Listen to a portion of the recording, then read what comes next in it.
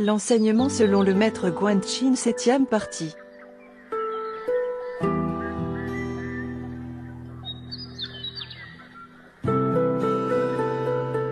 En qualité de moine, nous ne devons pas craindre les situations difficiles. Elles sont les meilleures occasions de nous exercer à la pratique, car elles sont un tremplin pour le développement de notre sagesse, de la tolérance, du détachement.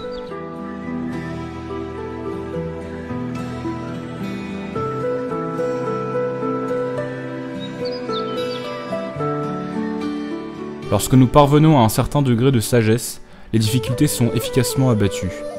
Ceux qui pratiquent le mieux ne craignent pas les obstacles que la vie leur oppose.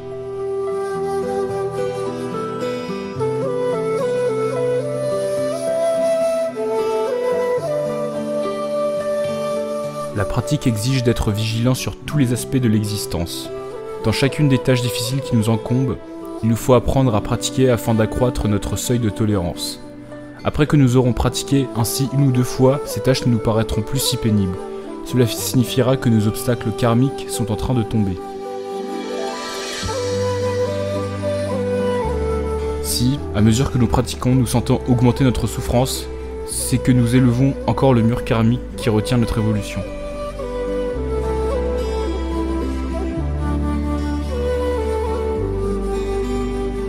Un bodhisattva ou un Bouddha parvient ou est parvenu à éliminer tous ces mauvais fruits karmiques sans jamais songer que la tâche la plus difficile soit ou ait été pour lui une source de souffrance.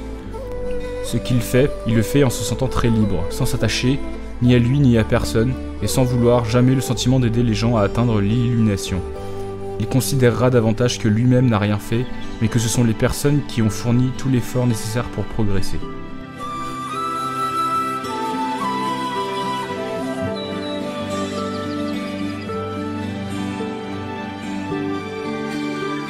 Le soleil brille sans distinction sur tous les êtres sensibles. Il apporte sa lumière aux hommes de bien comme aux hommes de peu. C'est ainsi que nous devons nous-mêmes procéder dans notre pratique.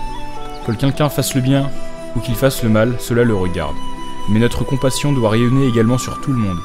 Si nous regardons un individu vicieux d'un mauvais œil, nous ne sommes en rien différents de lui.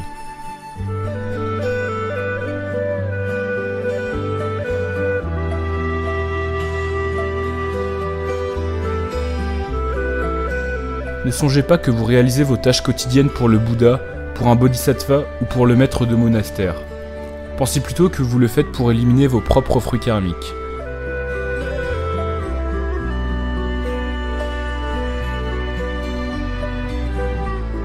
Je n'ai, de mon côté, pas grand-chose à vous apprendre. Je vous demande simplement de vous exercer aux tâches difficiles et de passer régulièrement des coups de balai.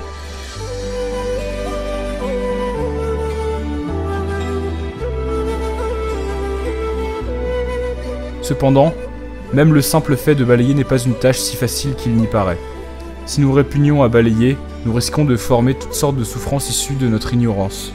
C'est pourquoi il est important de savoir balayer, c'est-à-dire avec enthousiasme, afin de nous purifier des 3 poisons et atteindre la sagesse et la joie. C'est de cette manière que nous devons balayer. Notre pratique est étroitement liée aux choses de la vie quotidienne. Nous pouvons ainsi nous affranchir de toutes sortes de soucis et en dernière analyse, du cycle des réincarnations.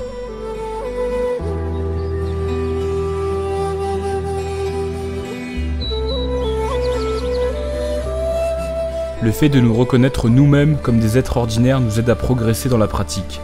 Cela nous rend humbles, excite notre persévérance et nous fait accepter plus aisément l'enseignement des maîtres.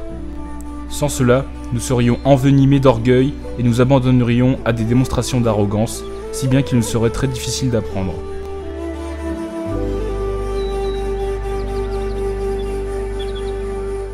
La pratique est en outre un cheminement qui se fait par étapes et exige de notre part de nous amender de nos erreurs, de faire reculer les frontières de notre ignorance, de dissoudre nos mauvaises habitudes, de changer notre entourage sans que notre entourage pour autant nous fasse changer nous-mêmes.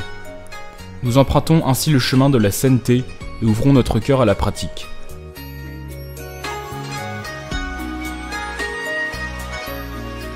La pratique s'exerce donc sur notre propre personne.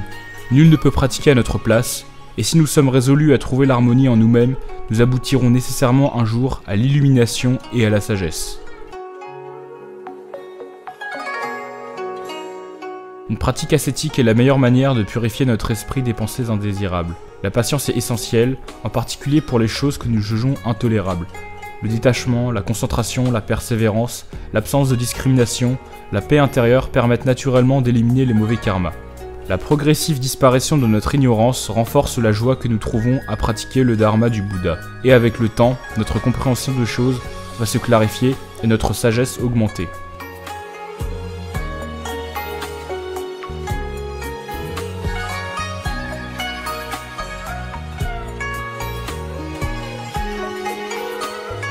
Les grands maîtres de l'histoire du bouddhisme ont, en travaillant, toujours fait profil bas, et ne se sont jamais laissés distraire par les attraits du monde extérieur.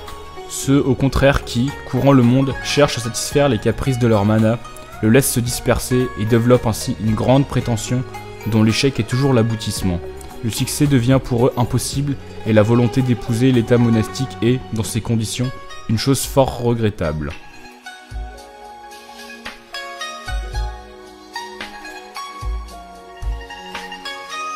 La sagesse est bien plus puissante que les pouvoirs surnaturels, qui n'en sont qu'une application. La sagesse est la lumière qui nous éclaire, et dissipant les ténèbres de notre ignorance, nous permet de comprendre les détails des choses. La sagesse abat les murs de l'ignorance, nous aide ainsi à sortir du cycle des réincarnations. Si nous recherchons des pouvoirs psychiques sans avoir la sagesse, la bouddhéité nous sera inaccessible et nous enchaînera aux trois mondes et au cycle des réincarnations.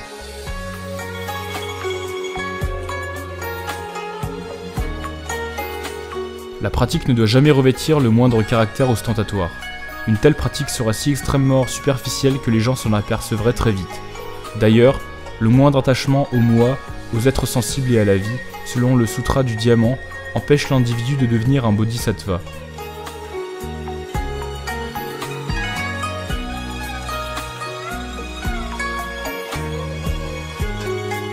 La pratique est une activité tout intérieure, elle est un travail d'introspection, et non quelque chose qui consisterait à s'exhiber au regard de tous. Même avancé dans notre pratique, il est inutile de montrer aux autres l'état de notre avancement. Ainsi doit s'opérer la véritable pratique.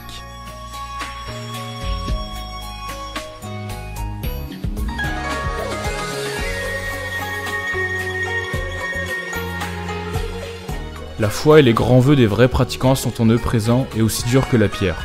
Leur endurance à la pratique se développe à mesure qu'ils cherchent obstinément une manière de résoudre des situations complexes à l'existence.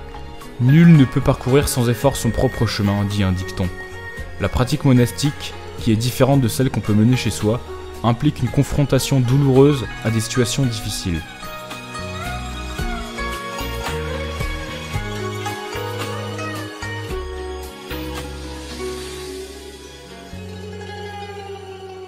Association du vrai cœur.